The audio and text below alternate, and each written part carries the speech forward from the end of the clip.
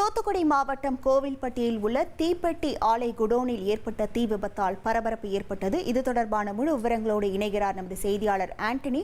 வணக்கம் ஆண்டனி. இந்த தீ விபத்தால் என்னென்ன பாதிப்புகள் ஏற்பட்டிருக்கின்றன, என்ன காரணத்திற்காக தீ விபத்து ஏற்பட்டது, அது தொடர்பான முழு விவரங்கள். வணக்கம். அதாவது தூத்துக்குடி மாவட்டம் கோவில்பட்டி பல்லக்கு ரோடு முதல் தெரு பகுதியில முத்துக்குமார் என்பவர் தீப்பெட்டி ஆலை நடத்தி வர்றாரு. இந்நிலையில இன்னைக்கு தீபாவளி பண்டிகை அப்படின்றதுனால அந்த பகுதியில சிலர் பட்டாசு வெடித்துள்ளனர். அப்பொழுது அந்த பட்டாசு பொறியானது அங்க உள்ள தீப்பெட்டி ஆலையில உள்ள குடோன்ல பட்டிருக்கு. இதனால அங்க சேமித்து வைத்திருந்த தீக்குச்சிகள் மற்றும் தீக்குச்சிக்கு தயாரிக்கக்கூடிய மூலப்பொருட்கள் எல்லாம் தீப்பிடித்து எரிய துவங்கியது. அந்த நேரத்துல கரும் புகை கிளம்பிய காரணமாக அருகில் இருந்தவர்கள் கோவில்பட்டி தீயணைப்பு துறையினருக்கு தகவல் தெரிவித்தனர். சம்பவ இடத்திற்கு விரைந்து வந்த தீயணைப்பு துறையினர் அந்த குடோன்ல உள்ள பின்பகுதியை உடைத்து தீயை கட்டுப்படுத்தினர். இந்த சம்பவத்தால அப்பகுதியில பரபரப்பான சூழ்நிலை காணப்பட்டது.